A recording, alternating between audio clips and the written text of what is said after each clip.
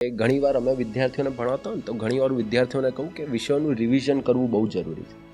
હવે તમે તો તાજેતરમાં પરીક્ષા ઉત્તીર્ણ કરી છે, તો તમે આ રિવિઝન શબ્દ જે છે એને તૈયારીમાં કઈ રીતે જુઓ છો કે કેટલું રિવિઝન જોઈએ, કેટલી વાર રિવિઝન જોઈએ? તૈયારીનો કોર્નર સ્ટોન જ છે રિવિઝન. તો તમે એક બુક 10 વખત વાંચો પછી જ તમે યુપીએસસીને લાયક બનશો કે નહીં. આ બુક હવે થઈ ગયું એટલું કે હું જે કોઈ પણ કન્સેપ્ટ એમાં આપેલા છે ને હું અપ્લાય કરી શકીશ. એમ ટૂંકમાં કોઈ એક બુક આપણે કોઈ એક ટોપિક છે ધારો કે એના ઉપર તમે 10 રેફરન્સ બુક વાંચી લીધી પણ એટલું કામ નહીં આવે, કારણ કે તમારી નજર આગળથી જ ગયેલું છે.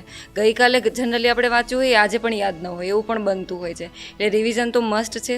વીકલી પોસિબલ ના હોય તો 15-20 દિવસે કરો, એવું ના હોય તો મહિના દિવસે કરો, પણ રિવિઝન સાથે કરો. લિમિટેડ સોર્સ આમ તેમ ફરવા કરતાં જે માર્કેટમાં અવેલેબલ છે અને લિમિટેડ તમે નક્કી કરી લીધું કે મારે આટલી બુક્સ વાંચવાની છે અને આ જ વાંચવાની છે, તો પછી સોર્સ વધારે ચેન્જ ના કરો, કારણ કે તો તમે પોતે પ્રેશરમાં આવી જશો કે બાકી બધા વાંચે છે ને હું તો આ વાંચું છું. પણ મોટા યુપીએસસી કોઈ એક કોચિંગમાંથી લેવાની નથી પ્રશ્નો કે હું આમાંથી જ પૂછીશ. એટલે જે બેઝિક વસ્તુ છે સિલેબસ સાથે ટચમાં રહો. સિલેબસમાં જે ટોપિક આપેલા છે એ કોઈ પણ એક સોર્સ નક્કી કરી લો ને એ જ વાંચો. છેલ્લે સુધી તમારું જે કોઈ પણ મટીરિયલ છે એ છેલ્લે સુધી વપરાશમાં આવવું જોઈએ.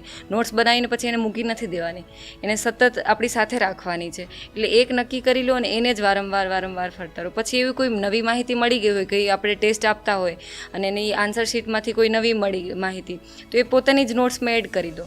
એટલે એ જ તમારું કન્ટેન્ટ અપડેટ પણ થતું રહે, ફ્રેશ પણ નહીં. તમારી નોટ છે ને મરી ના જાય, જીવિત રહે.